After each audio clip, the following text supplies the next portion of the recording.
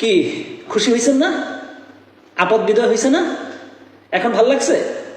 আপদ বিদায় হওয়ার সাথে সাথেই সারা দেশে অগ্নিসংযোগ শুরু হয়েছে, লুট শুরু হয়েছে, মারামারি শুরু হয়েছে। এই আপদ যাওয়ার সময় কি করছে জানেন? তাদের দুই বোনের যত সম্পদ ছিল সব সম্পদ কল্যাণ ট্রাস্টে, অনাথ আশ্রমে দান করে গেছেন। এবং উনি যাওয়ার আগে কি বলেছেন জানেন? উনি ওনার গণভবনের দরজা খোলা রাখতে বলেছিলেন যে প্রত্যেকটা লকার যেন খোলা থাকে, কোনো কিছু যেন লক না থাকে। এই জন্য গণভবনে আপনাদেরকে কেউ বাধা দেয় না। উনি যে পিছনে চাষ করতো, উনি শাকসবজি যে চাষ করতো, নিজে হাতে চাষ করতো। হাঁস মুরগি যেগুলো নিয়ে আসছেন এগুলো ওনার নিজের হাতে পালা। উনি বলে গেছে যে জনগণ তো এদিকে আসতেছে, ওরা যেহেতু চাচ্ছে না তাই আমি চলে যাচ্ছি, ওদের জন্যই আমার থাকা, যেহেতু ওরাই চাচ্ছে না আমি চলে যাচ্ছি। কিন্তু ওরা প্রত্যেকটা লোক এখানে আসবে, এগুলো সব দেখবে, যদি কিছু নেয় নিয়ে যাবে।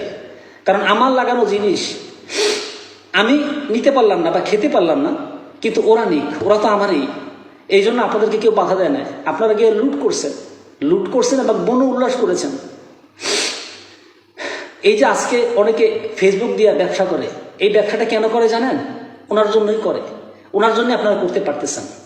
এখন আপদ বিদায় হয়েছে, এখন দেখেন ওনার মতো উনি যে সুবিধা দিয়েছে এটা কেউ করতে পারে কিনা, এই সুবিধা দিতে পারে কিনা। আমি ভাই কোনো দল করি না, আমি পেটের দল করি, আমি আমার পেটের দল করি। কিন্তু অ্যাজ এ নাগরিক হিসেবে আমি ওনার কাছ থেকে যে সুবিধাটা পেয়েছি, নাগরিক সুবিধাটা পেয়েছি, এই জন্য আমি কথাগুলো বলছি। হয়তো অনেকে দালাল বলতে পারেন, অনেকে খারাপ লাগতে পারে, সেটা আপনাদের ব্যাপার। কিন্তু আমার কাছে যে উপলব্ধি এসেছে বা আমি যতটুকু জানি, এতটুকু অথেন্টিক, সেতটুকু আপনাদেরকে বললাম।